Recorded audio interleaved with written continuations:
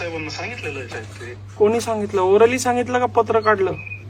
Video साहेबांना collector साहेबांनी सांगितलेलं आहे. आता कलेक्टरचं पण ऐकत नाही का तो व्हिडिओ? आता यांना प्यायला पाणी नाही ना, त्यांच्या वरचं पाणी घुसलं ना विहिरीमध्ये. सरपंच असं कसं बोलू शकता तुम्ही? कसं बोलू शकतो? मग कोणाला बोलायचं? आम्ही मरायचं का? नाही नाही. मग असं कसं बोलू शकता? म्हणजे तुम्ही इथं येऊन गेले ना त्या 70 साहेबांसोबत, दुसऱ्या दिवशी पाणी देतो म्हणले, का नाही दिलं? मग असं कसं बोलू?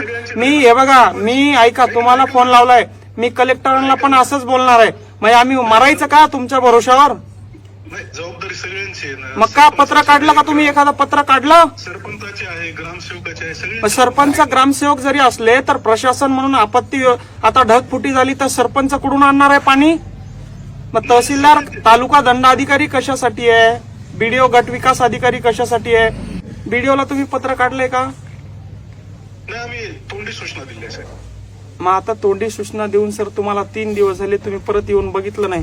ते 70 साहेबांनी का नुसता स्टंट केला का मग इथे येऊन करतो म्हणून? लोकांच्या कोण समस्या समजून घेणार आहे?